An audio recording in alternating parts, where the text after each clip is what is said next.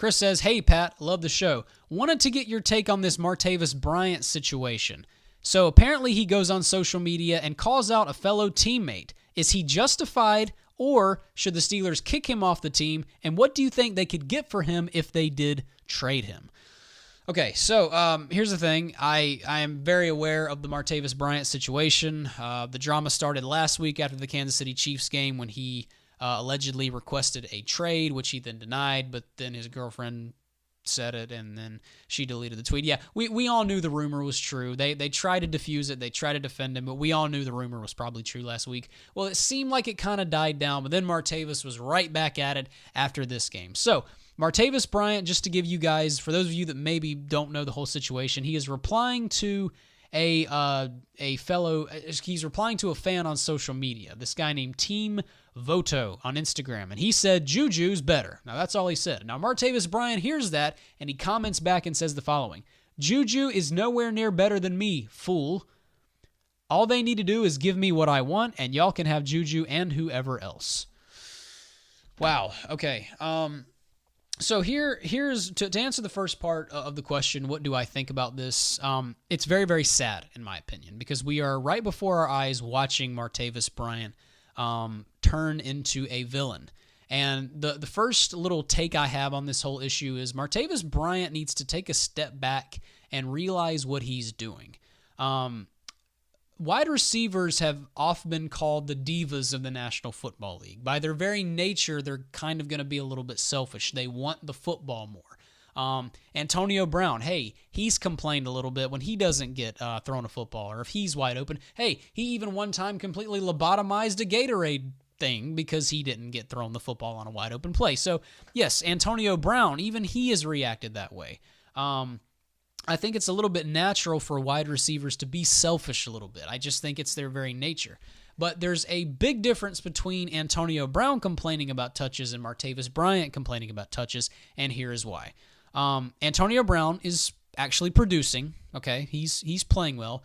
Number two, Antonio Brown has never done what Martavis Bryant's doing. I want to just go ahead and address that right off the bat because some people today were trying to, on social media, were trying to compare Antonio Brown and Martavis Bryant. I think you're comparing apples and oranges there. Antonio Brown has never attacked a teammate, and he's also playing better than Bryant right now, so he's got a little bit of he's got some leadway. He's got a little bit of an excuse, or you could defend him a little bit if he wanted to complain. Not Martavis Bryant, okay? Martavis Bryant particularly isn't playing great football right now. We'll get to more of the opportunities he's getting in a second, but one of the things I think Martavis Bryant needs to step back and realize is that you are turning on your teammates. You attack a rookie who did not do anything, by the way. And also, this is something that I found to be heartbreaking. Juju Smith-Schuster, apparently on Twitter via a Pittsburgh Steelers beat writer, Juju Smith-Schuster actually went to Martavis Bryant and confronted him directly. Now, that should make you take a step back and think about some things. Here's a 20-year-old. Here's an immature 20-year-old who can't even drive yet. Won't be 21 until next year, but was mature enough to go to Martavis Bryant and address him directly. So right now we've got a 20-year-old who's more mature than, I think a 25-year-old. But the other thing that Martavis Bryant needs to take a step back and realize is that, dude, okay, so when the Steelers drafted Martavis Bryant, he had a drug problem, okay? And in fact, he did not even see field for the first several games of the season because he was dealing with a suspension from the NFL for substance abuse. The Steelers stuck by him. They were patient. They stuck by him. They got him on the field in that opening game against the Houston Texans on Monday Night Football. I'll never forget it. And then Ben threw his first ever touchdown pass to Martavis Bryant. He went on to have a massive season, quickly became one of Ben's favorite targets, became a big red zone guy, and everything was just hunky-dory and great. Well, then comes the offseason, and Martavis Bryant fails more drug tests. Okay, and it turned out that it was more than weed. It was actually some other substances. Well, this time the NFL puts their foot down, and they ban him for an entire year. Now, here's the thing, guys. You now have 2 screw-ups since he's been on this team. 2. At this point, the Steelers could have easily thrown him off the team. They could have easily just, their patience could have run out, and they would have been completely justified in doing all that. But they didn't, did they? They stuck by him. They stuck by him even after a year of suspension. They stuck by him. And now you have a guy, in the face of all that, calling out a teammate and requesting a trade. And here's something else. Here's something else. Martavis Bryant is displaying some very scary traits right now. What's going to happen? Is Bryant going to go play on another football team? Okay? And if he isn't targeted 10, 15 times a game, or if he doesn't catch 10 or 15 balls a game and multiple touchdowns, is he going to request a trade from them too? He's a guy who right now is displaying serious, not only attitude problems, but character problems as well. He's just displaying some very, very, very troubling things. In terms on what the Steelers should do, should they get rid of him, I don't want to take complete, and by the way, what I'm about to say is not going to happen. The Steelers kind of already confirmed that in the way of a rumor today. But I don't want to take full credit for this because it did not come from me. This came from Steelers Depot. I saw the tweet today, and I thought it was absolutely fantastic, which, by the way, I want to shout Steelers Depot out. I'm a big follower of theirs, and if you are a Pittsburgh Steelers fan and you love Steelers beat writers and Steelers analysis, they are the go-tos. Outside of maybe the Steelers' actual website, Steelers Depot, they're easily some of the best guys on the internet. You guys should go follow them. But they had a great tweet today that I kind of want to echo. They said that they thought Martavis Bryant should be traded for a 4th or 5th round draft pick, and then you activate Marcus Tucker from the practice squad. And in doing that, you do two things. It gives yourself a guy who is a more than solid wide receiver, but Marcus Tucker also is great at returning kicks. I don't know about you guys, but I'm not too happy about Terrell Watson and Juju Smith-Schuster returning kickoffs, and I'm also not happy about Antonio Brown returning punts. If you activate Marcus Tucker, you give yourself a guy in those areas. Now, that is probably not going to happen. In fact, the Steelers all but confirmed today that that's not going to happen. Right now, the Steelers look at Martavis Bryant. They see his athleticism. They see his talent, and they think that is too valuable to trade right now. I'm sure they'll probably ride the entire season out, and that's probably the smart decision. If the Steelers can get Martavis Bryant going, then that would be very exciting. That would be awesome. But, if it were up to me, I would trade Martavis Bryant because it's going to be something that's going to be something we talk about all year long. If he does not get targeted like he wants, if he doesn't catch as many balls as he wants, he's going to complain game in and game out. And I would get rid of him at this point. But like I said, that's probably not going to happen. Above everything else, to answer your question, Chris, it's very sad to me. It's very sad to see a guy who, after a team stuck by him and was so loyal to him, just completely, sort of turn into the villain and attack a fellow teammate, attack a teammate who did absolutely nothing. And by the way, here's the thing about the National Football League.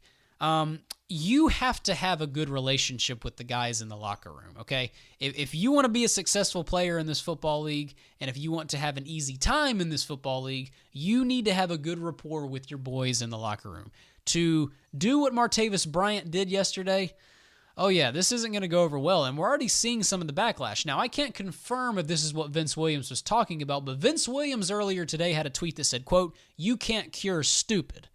What was he talking about? I don't know. What everybody seems to be saying is that he was referring to Martavis Bryant. And then Ramon Foster, Steelers offensive guard, who is one of the heart and souls of the team, he had an interview today, and he said, "I wish Martavis were here to answer his own questions." Ouch. But it's very unfortunate. I hate to see it happen. And the last thing I'll say about the Martavis Bryant situation is, Martavis Bryant has a little bit of a case here. The Steelers aren't utilizing him enough. Juju Smith-Schuster is putting in more work. He is getting more snaps. And hey, let's be honest about this. Ben has a lot more trust and chemistry right now with Juju than he does Martavis Bryant. And another thing is, guys, Juju Smith-Schuster not only is receiving better than Bryant right now, he's doing the little technical details better, like run blocking. He's doing that a whole lot better than Martavis Bryant as well. So that probably factors into why he's getting more snaps. But I don't deny that there is some underutilization going on. One of the things that I'm a little bit kind of curious about is why aren't they using Martavis Bryant in the red zone more? Martavis Bryant is speedy. He's also 6'5". He's a perfect red zone target. Why isn't he down there more? That's an area where you can probably be on Bryant's side just a little bit. But here's another thing.